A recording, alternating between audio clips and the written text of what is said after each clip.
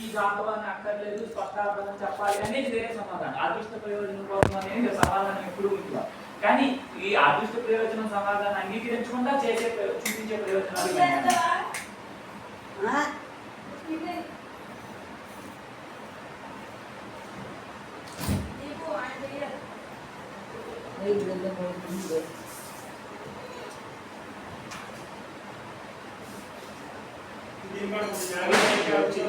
వచ్చింది. అది ఒక్కసారి మరి ఏంటంటే ఈ మధ్య కాలంలో నేను ఆ సూత్రాలు చూడలేదు. ఇవన్నీ బుద్ధిలో ఇచ్చేది. ఒక్కసారి చూడండి మీరు. ఒకసారి కావాలంటే మళ్ళీ మనం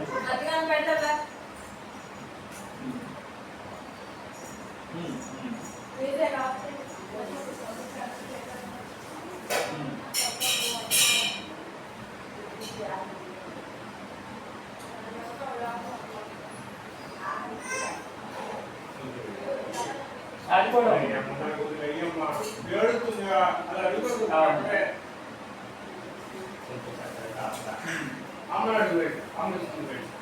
అది కూడా ఆ వ్యవస్థ కూడా వదలకపోవాల్సి వస్తుంది. ఉపపద సంజ్ఞ వ్యవస్థ కూడా వదలకపోవాల్సి వస్తుంది అన్నమాట. ఇప్పుడు తత్వోపపదం అనే దగ్గర తత్వపదం ప్రాబ్లం ఏంటంటే ఇప్పుడు కొన్ని సప్తన్యాకారాలైనటువంటివి ఉన్నాయి. వాటికి కూడా ఉపపద సంజ్ఞ రావాల్సి వస్తుంది. ఉష్మాకాస్మాకో అనేది ఉంది. ఉదాహరణ తస్మిన్ అంటే ఉష్మాకాస్మాకో అని కానీ లేకపోతే సప్తన్యంతో ఉన్నటువంటి సూత్రాలు ఏవైతే ఉన్నాయో ఆ అన్ని సూత్రాలు ఉండే పూర్వమైన పదానికి ఉపపదం అనే పేరు రావచ్చు. ఇది కూడా వస్తే ప్రాబ్లం ఏంటంటే ఉపపద సంజ్ఞ ప్రయుక్త స్వరము ఉపపద సంజ్ఞ ప్రయుక్త విశేష కార్యాలన్నీ ప్రవర్తించాలి.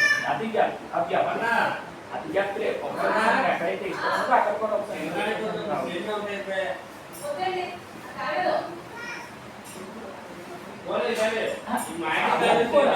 సమాసము స్వరము ఇంకా చాలా ఉపపదం ఎన్నైతే ఉన్నాయో అవన్నీ అతివ్యాప్తాలు కావాల్సి వస్తాయి అన్నమాట.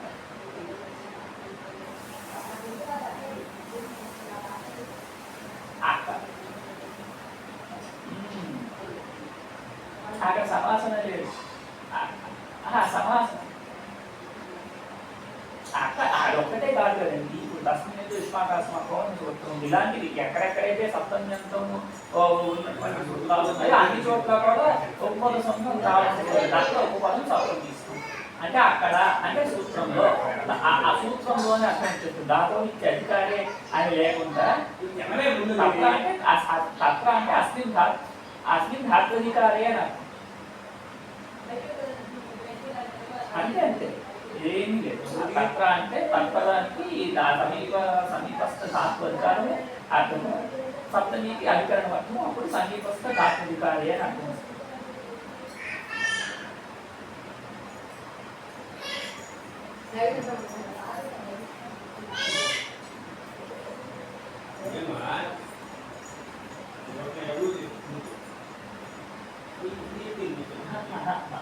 మానీలు అంటే ఏంటి? మాని ఉపదే సర్వధాతో లింగవతి అని అక్కడ అర్థం. మాభూత్ అన్నమాట. అది ఉపపదమేనండి. అక్కడ మనకి ఉపపద సంజ్ఞ అక్కడ ఇష్టమే, అక్కడ నష్టం లేదు. మానిలుంగ్ అనే సూత్రమే మనకి ధాత్వధికారంలో ఉంది. మాని ఉపపది అనే అర్థమే ఈ తత్వ అనే దానిలో వచ్చింది. అది మనకి అవ్యాప్తిగా అతివ్యాప్తిగా అది అపేక్షితం. అక్కడే ఉంది, అది అక్కడే ఉందండి. అక్కడ అర్థం ఏంటంటే మానవుపదే సర్వేషు కాలేషు లూప్ లడాభ్యపవాద అని చెప్తారు. అది వర్తమాన కాలంలో వచ్చే లఘురాదులకి అన్నింటికీ అపవాదపూర్వకంగా మానవుడు లూప్ వచ్చేస్తుంది అన్నమాట. అప్పుడు మానవ ఉపపదే ధాతో లూప్ అప్పుడు అది మనకి అతివ్యాప్తి కాదు అవ్యాప్తి కాదు, అది లక్ష్యమే. అలక్ష్యం కాదు, లక్ష్యమే.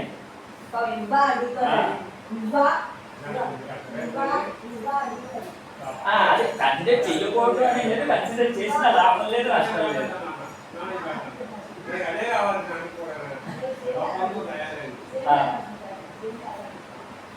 ఇంకా ఎక్కడైతే ఇలాంటి విశేషాలు గతికారక ఉపపదాలు కృప్తని ఇలాంటి కొన్ని ఉపపదాలని నిమిత్తంగా చేసుకుని పదాలు కారకాలు రకరకాలుగా చెప్పారు. అక్కడ మనకి దోషం వాటిని బాధించడం కోసం తత్వోపనిషత్త సప్తమిస్తుంటే తత్వపదం కావాలి.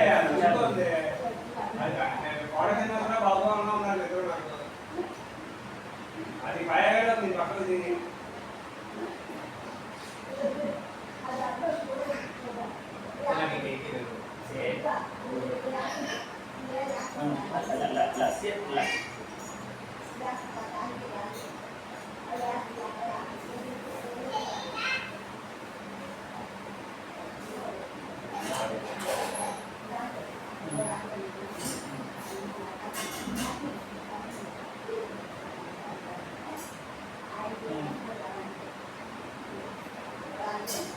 అదే లూభ్యాం భూభ్యాం దగ్గర గుణము విడాదులు మొదలైన బాధించదు. ఇంకొక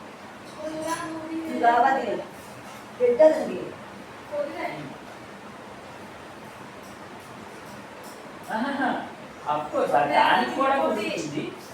దానికి కూడా అది సమాధానం. అంటే దానికనే కాదు, ధాతోహం ఉంటే లస్య అనే దాని వరకు ఉండాలా లేకపోతే ద్వితీయాధ్యాయం చివరి వరకు ఉండాలా అని ప్రశ్న. ధాతోహం అనేది లేదు అంటే అది దానికి కూడా ప్రశ్న. లస్య అనే దానికి ఇది దానికి ఆనుషంగిక ప్రయోజనం. ఈ లూభ్యాం భూభ్యాం అనేది ధాత్వికారానికి ప్రయోజనం, సాక్షాత్ ప్రయోజనం. ఆనుషంగిక ప్రయోజనం ఈ అధ్యాయం ద్వితీయాధ్యాయ సమాప్తి వరకు. లస్య అనేది వరకు కాకుండా ద్వితీయాధ్యాయం చివరి వరకు అని చెప్పడం ఒక రకంగా ఆనుషంగిక ప్రయోజనం.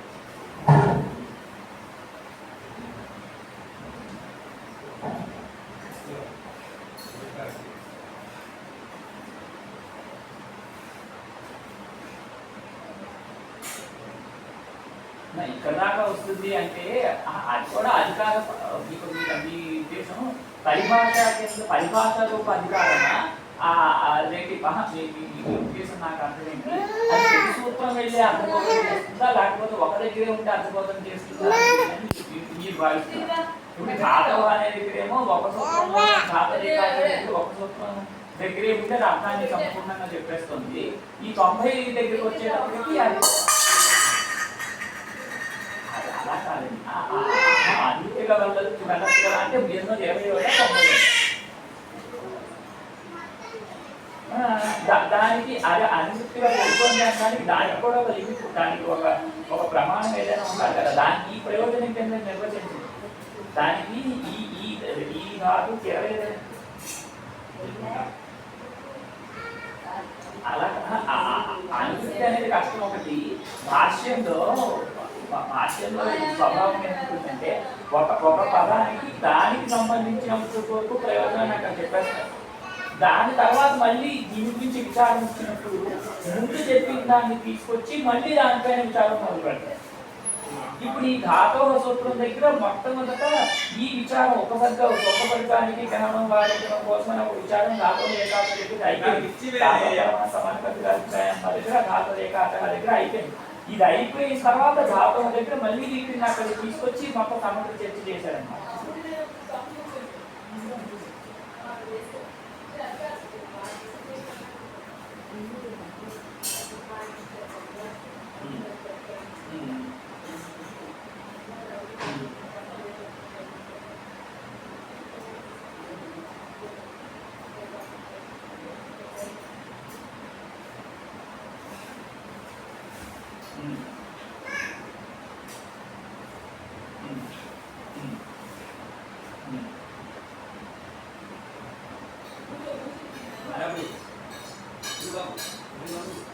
సంక్షిప్తనం అనే దాన్ని మీరు న్యాసంలో నుంచి అక్కడి నుంచో న్యాసం నుంచి అక్కడి నుంచో తెచ్చినట్టున్నారు. సంక్షిప్తనం అనే దాన్ని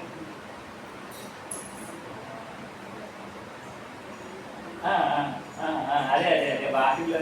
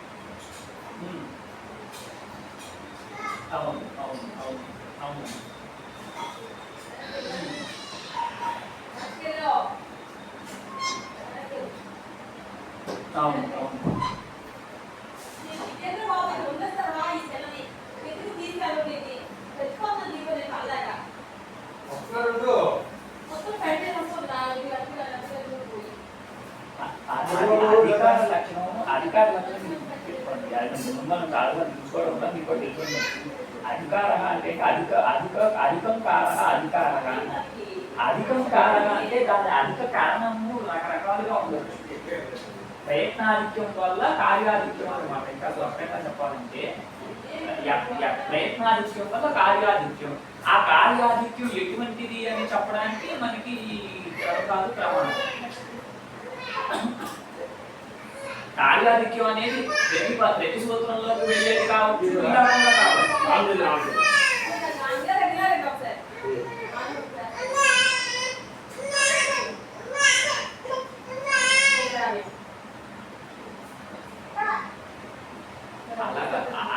అధికార లక్షణం అధికారానికి వ్యుత్పత్తి కానీ లక్షణం కానీ ఉత్తర సూత్రాలకు వెళ్ళడం మాత్రం కాదు. ఉత్తర సూత్రాలకు వెళ్ళడం అనేది అధికారంలో ఒక అర్థం. అధికారము అంటే అధికం కారణ అధికార అంటే ఉన్నటువంటి అర్థం కంటే అధికమైన అర్థం కలిగి ఉండడం.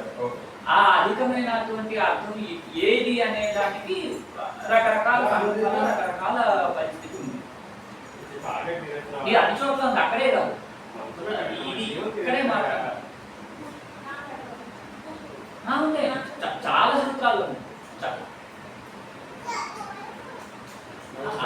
అధికారం నుండి బయటికి వెళ్ళేదంటే మీరు అధికారాన్ని లిమిట్ చేసేస్తున్నారు. మీరు అధికారం నుండి బయటికి వెళ్ళడము అని చెప్పడంతో మీరు అధికారాన్ని లిమిట్ చేస్తున్నారు అనుకుంటాను. అది అధికారం అనేది ఒక లిమిట్ కాదు. ఉత్తర సూత్రాల్లోకి డిఫాల్ట్ గా వెళ్ళేది మాత్రం అధికారం కాదు. అంటే అది మాత్రమే అధికారం కాదు అంతేకాదు. లక్షణము అధికారానికి పరిష్కార లక్షణం మామూలుగా ఉపసర్గ లక్షణం బట్టి చెప్పారు. స్పష్టలే లక్ష్య సంస్కారక వాక్యాన్ని కూడా అధికరిస్తుంది. స్వతంత్రవతి విశాస్త్రీయ వాక్యం అధికారం ఉపసర్గ లక్షణం చెప్పారు. ఈ ఉపసర్గ లక్షణం మీరు చెప్తున్న అర్థాన్ని స్పష్టంగా అదే అర్థం చెప్పారు. కానీ అది సంపూర్ణ అధికారానికి అర్థం కాదు. అది ఒక అధికార నిర్వచనం. మీరు స్వరితేనాధికార సూత్రంలో చూడండి. స్వరితేనాధికార దీనికి ఉదాహరణ కూడా చాలా ఇచ్చారు. స్వరితేనాధికార అంటే ఈ విధం అధికారంలో నామా అని మొదలుపెట్టి చాలా ఇచ్చారు. చూడండి, అదే ఒకటి దీంట్లో సమస్య ఏంటంటే అది అక్కడ చెప్పారు ఎక్కడ చెప్పారని నేను చెప్పలేదు.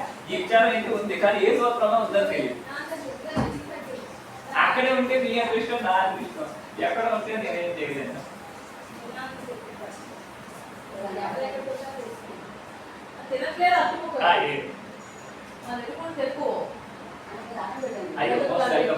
ఏం థ్యాంక్స్ ఏం అక్కర్లేదు. ఇంకా నేను థ్యాంక్స్ చెప్పాలి. ఓకే ఓకే ఓకే అదే అవన్నీ తినకే అన్నది తినరా. ఎవరికి 3 సార్లు ఫోన్ చేశాడు. అయ్యి బాబాయ్ సంధి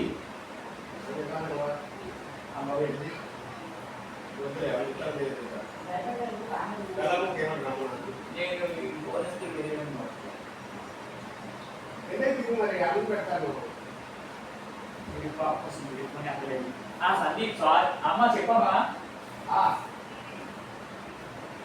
ఓకే ఓకే ఓకే మా ఏం తిన్నారా? అన్నం వండేయాలా? ఓకే అమ్మ ఓకే ఓకే అమ్మ నెమ్మదిగా రండి, కంగారు ఏం లేదు. మీరు రోడ్ మీద ట్రాఫిక్ చూస్తే నెమ్మదిగా రండి. ఓకే లొకేషన్ తెలుసా పంపించాలా? లొకేషన్ తెలుసా పంపించాలా? ఓకే ఓకే వాట్సాప్లో పంపిస్తాను.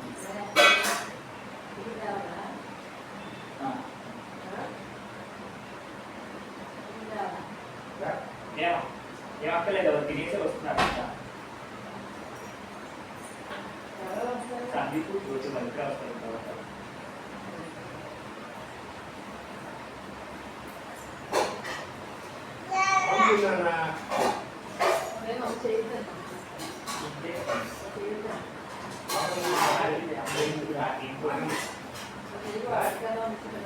అదే వాళ్ళు బతికెళ్దాం చాలేదు.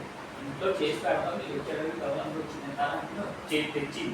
కాకపోతే అతను మీరు లేట్గా రావడంతో తను చేయలేదు. మీరు ఇంకా లేట్గా వస్తే చేసి పెట్టేస్తాను. ఓడేమో నువ్వు బాబు నాకు చెప్పలేదు. నాకు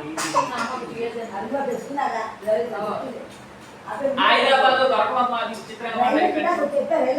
అలవాటు ఏంటాడు రైలు రైలు తినేది మిక్చర్లు అవి నూడిల్స్ రైలు రెండు నూడిల్స్ రైలు తింటారే ఆవిడ చెప్పింది నూడిల్స్ ఇక్కడ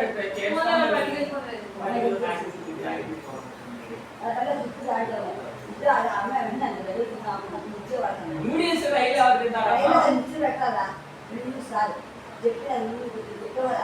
అక్కడ ఉదయం చాలా పట్టుకుంటాను అక్కడ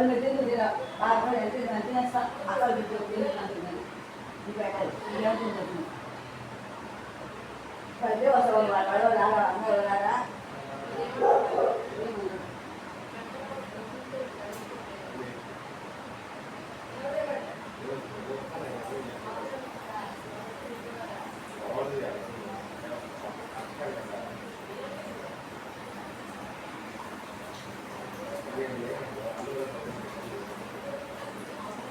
రావాలి ఇద్దరే వస్తున్నారండి ఇక్కడ ఇక్కడ పడుకుంటాను మాకు కబుర్నే లేదు హైదరాబాద్ ఎక్కడ పడుతున్నారు వాళ్ళని పడుకుంటామండి మా వాళ్ళ ఇంట్లో కూడా ఏం పడుకోరా పడుకోవచ్చా బాబా ఇంకాలి బాబు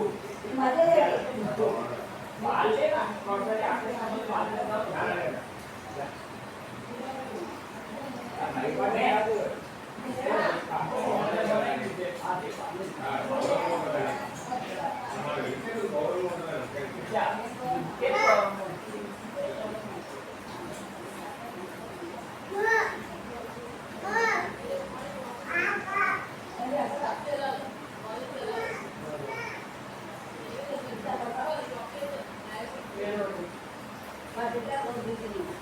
వాళ్ళు తినేస్తారని నేను తర్వాత మాట్లాడతామమ్మా లేదా వాళ్ళు వస్తారు ముందు తినమంటాము విచిత్రంగా మాట్లాడుతుంది ఎందుకు ముందు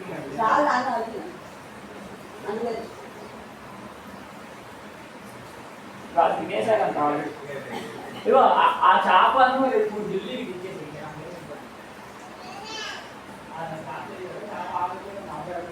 చేపలే చేప రేపు ఢిల్లీ ఉంటే వాళ్ళు జ్యోతి పైన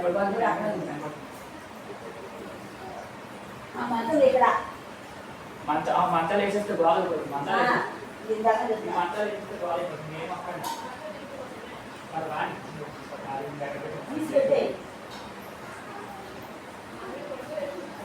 బాబు ఫోటో పట్టుకుంటాను లేదే వాళ్ళు